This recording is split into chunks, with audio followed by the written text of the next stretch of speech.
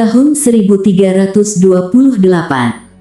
Trowulan tidak sedang berpesta. Ibu kota itu sedang menahan napas. Raja Jayanegara dibunuh oleh tabib istana Ratanca yang diminta melakukan operasi bisul. Jayanegara mangkat tanpa pewaris laki-laki. Kerajaan terbesar di Nusantara ini terancam runtuh. Di sudut bangsal kencana, seorang wanita bernama Dyah Gitarja memandang mahkota yang berlumuran darah intrik. Ia tidak pernah meminta tahta ini, tapi takdir memiliki selera humor yang gelap. Dunia saat itu percaya bahwa pedang hanya milik lelaki. Kekuasaan adalah milik pria. Tapi di tanah Jawa, sejarah sedang bersiap menuliskan nama seorang perempuan yang akan menyatukan kepingan-kepingan Nusantara yang nyaris pecah. Inilah kisah Tribhuwana Tunggadewi Jayawisnuwardhani. Ia bukan hanya ratu. Ia adalah api yang menyalakan kembali kejayaan Majapahit. Di tangannya, kerajaan yang rapuh berubah menjadi kekuatan besar.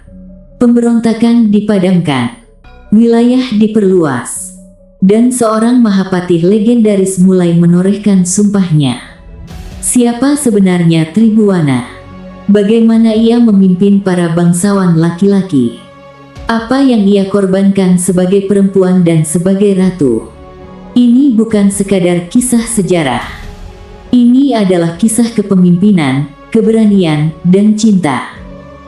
Tribhuwana adalah putri dari Raden Wijaya, pendiri Majapahit, dan Gayatri Rajapatni, perempuan cerdas yang kelak memilih jalan spiritual sebagai biksuni. Ketika Majapahit dilanda konflik internal, tahta kosong, dan kekuasaan berada di ujung tanduk, Gayatri seharusnya naik tahta.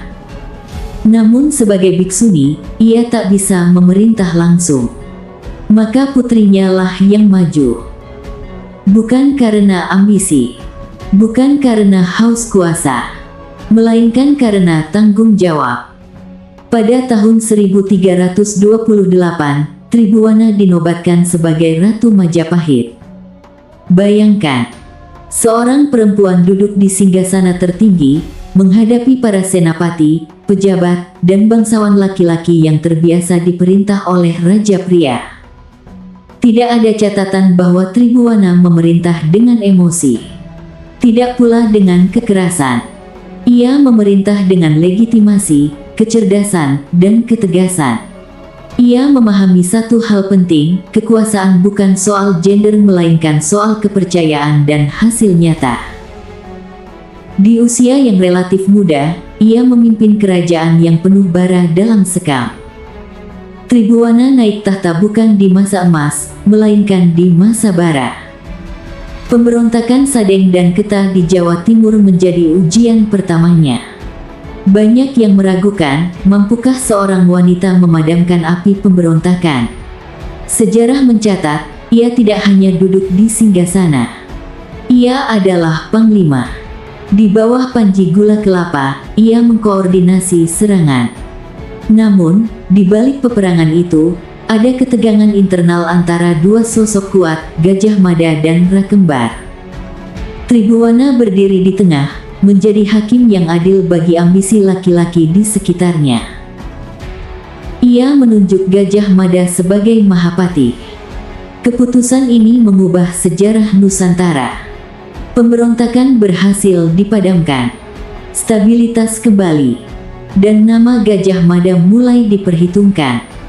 Pemimpin besar bukan yang selalu tampil paling depan, tapi yang tahu siapa yang harus diberi kepercayaan. Di bawah Tribhuwana, Majapahit tidak hanya bertahan. Ia berkembang.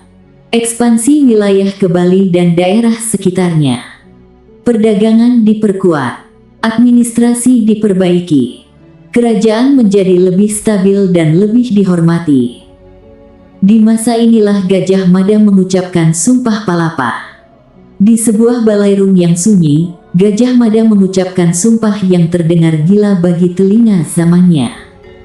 Ia tidak akan menikmati kesenangan dunia sebelum Nusantara bersatu. Banyak raja akan menertawakan sumpah itu, tapi Tribhuwana tidak. Ia melihat visi yang lebih besar. Disinilah letak kecerdasannya, ia adalah pemimpin yang tahu kapan harus memberi ruang bagi bakat besar bawahannya tanpa merasa terancam. Ia bukan sekadar atasan bagi Gajah Mada, ia adalah patron, pelindung, dan kompas moralnya. Bagaimana ia memimpin laki-laki? Bukan dengan otot, tapi dengan martabat dharma. Ia menggunakan legitimasi darah Raden Wijaya dan ketenangan seorang ibu pertiwi. Di balik baju sirah dan singgasana, Tribhuwana tetaplah seorang perempuan. Kisah cintanya dengan Cakradara atau Raden Kertawardhana adalah oase di tengah gurun politik. Berbeda dengan pernikahan politik pada umumnya, hubungan mereka digambarkan sebagai pasangan yang harmonis. Persekutuan strategis. Tidak banyak kisah romantis tercatat. Dan justru disitulah letak dramanya. Cinta Tribhuwana bukan tentang kata-kata manis, melainkan tentang kesetiaan pada peran. Cakradara bukan hanya suami, ia adalah pilar stabilitas. Di saat Tribhuwana sibuk dengan urusan negara, Cakradara memastikan pondasi keluarga dan wilayah bawahan tetap tenang. Sebuah bukti bahwa di balik wanita yang hebat, ada lelaki yang cukup percaya diri untuk mendukung tanpa harus mendominasi. Ketika ibunya, Gayatri Rajapatni wafat, legitimasi spiritual Tribhuwana berakhir. Ia tidak memaksakan diri. 22 tahun memimpin, Tribhuwana melakukan sesuatu yang jarang dilakukan penguasa. Ia turun tahta secara sukarela pada tahun 1350. Ia menyerahkan tongkat estafet kepada putranya, Hayam Wuruk. Ia meninggalkan Majapahit dalam keadaan jauh lebih kuat daripada saat ia menerimanya. Ia adalah jembatan. Tanpa Tribhuwana, tidak akan ada masa keemasan Hayam Wuruk. Tanpa restunya, Gajah Mada hanyalah seorang prajurit biasa dengan mimpi yang terlalu besar. Apa yang bisa kita pelajari dari Sang Ratu? Bagi kita yang hidup di abad ke-21, Tribhuwana mengajarkan bahwa kepemimpinan bukanlah tentang siapa yang paling keras berteriak, tapi siapa yang paling mampu merangkul. Namanya mungkin terukir di batu candi yang mulai terkikis, tapi semangatnya mengalir di setiap jengkal tanah Nusantara yang ia satukan.